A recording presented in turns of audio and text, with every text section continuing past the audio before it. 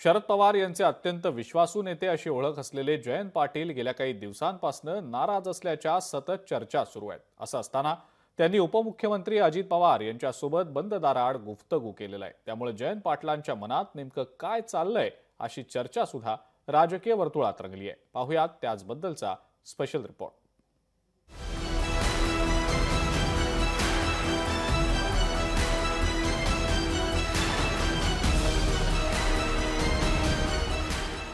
जयंत पाटलांच्या मनात नेमकं चाललंय तरी काय? मोठे पवार की धाकले पवार? दादांसोबत जयंतरावांची बंद दाराआड चर्चा।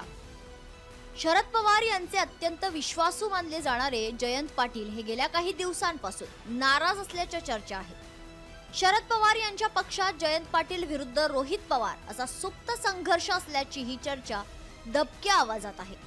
यावर अनेक वेळा जयंत पाटील यांनी नाराजी बोलूनही दाखवली होती।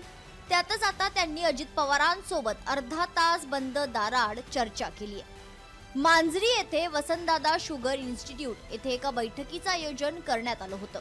शरद पवारांच्या उपस्थितीत सुरू होणाऱ्या बैठकीआधीच दिलीप वळसे पाटील यांच्या दालनात अजित पवार यांनी जयंत पाटील यांना एकटंच बोलावलं आणि बंद दाराआड दोघांमध्ये तब्बल 30 मिनिटं चर्चा झाली आहे।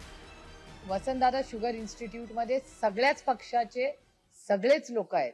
इथे कुठलाही पक्षाचा तो कार्यक्रम नाही किंवा कुठल्याही पक्षाची किंवा विचारधारेची तिथे चर्चा होत नाही। ती एक अकॅडमिक संस्था आहे। साखर किंवा शेती करणारे किंवा शुगर फॅक्टरीज चालवणाऱ्या लोकांनी काय ह्याच्यात केलं पाहिजे प्रोडक्शन वाढवण्यासाठी, ह्याच्यासाठी चर्चासत्र आज आहे असं माझ्या वाचनात आलेलं।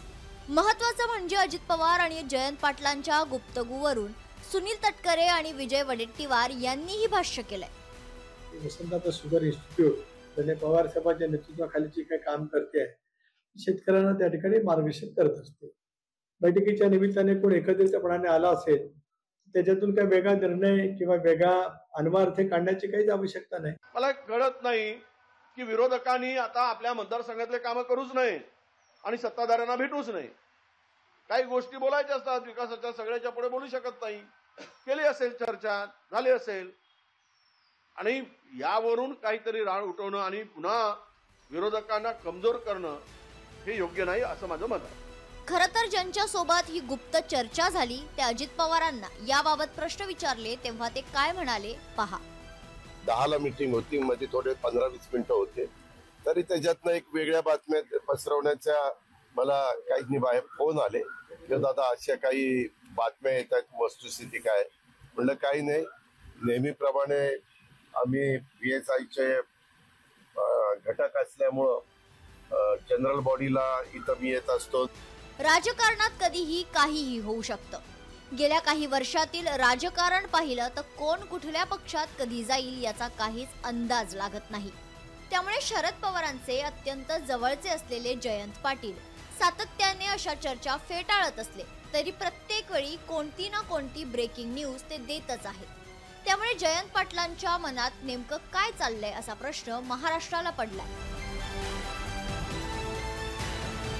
अमोल धर्माधिकारी, लोकशाही मराठी, पुणे।